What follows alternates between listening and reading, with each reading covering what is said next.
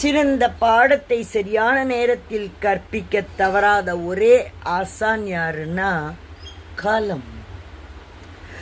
கண்டு கொள்ளாமல் ஒதுக்கப்பட்டிருக்கும் எதுவும் நிச்சயம் ஒரு நாள் அனைவராலும் கொண்டாடப்படும். மனம் எதை தீவிரமாக சிந்திக்கிறதோ அதுவாகவே மாறிவிடும் தன்மை உள்ளது. பழிவாங்கும் எண்ணத்தால் எதிரியாவதை விட மன்னிக்கும் எண்ணத்தால் மனிதனாலாமே. தன்னுடைய தவறுகளை உணர்ந்தவர்கள் திருந்தி விடுவார்கள். தன்னுடைய தவறுகளை நியாயப்படுத்தியவர்கள் நம்மவர்கள் நிறைவேறிருப்பார், திருந்தவே மாட்டார்கள். யார் வேண்டும் என்று முடிவெடுப்பதை விட யாரெல்லாம் வேண்டாம் என்று முடிவெடுக்கத்தான் அதிக துணிச்சல் தேவை. நாம் வாழ வேண்டுமென்றால் அந்த முடிவை எடுத்துத்தான் ஆக வேண்டும். அருகில் இருக்கும் வரை அருமை தெரியாது. இழந்த பிறகு எவ்வளவு தேடினாலும் திரும்ப பெறவே முடியாது. பொருள் மட்டுமல்ல, சிலரது அன்பும் தான்.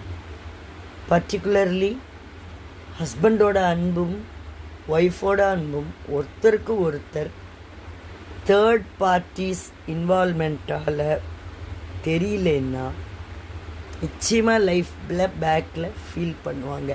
அந்த தேர்ட் பார்ட்டி மனைவியோ கணவனையோ பார்க்க மாட்டாங்க.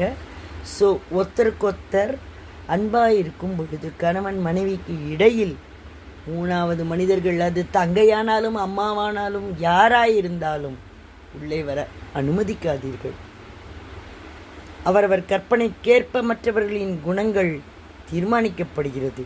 எந்த நிலையிலும் உன் நம்பிக்கையும் உழைப்பையும் முன்வைத்து செல். நிச்சயம் ஒரு நாள் உயர்ந்த இடத்தில் நீ இருப்பாய். மிகப்பெரிய போராட்டம் என்பது நம் மனநிலையுடன் நாம் போராடுவது. உன் வீட்டின் வெளிச்சம் நீதான் என்று உணரும் பொழுது உன் சோம்பேறித்தனம் மறைந்து போயிடும். குறைக்காத நாயும் இல்லை, குறை சொல்லாத வாயும் இல்லை, குறை சொல்லாத வாயும் இல்லை. மொத்தத்தில் ரெண்டுமில்லாத ஊரும் இல்லை.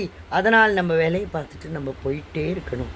எல்லாரையும் நேசி, ஆனால் எவரையும் நம்பிடாது. வாழ்வில் ஒவ்வொரு நொடியும் மகிழ்ச்சியாக வாழுங்கள். ஏனெனில் வாழ்வில் மறு வாய்ப்பு கிடைக்கப் போவதில்லை.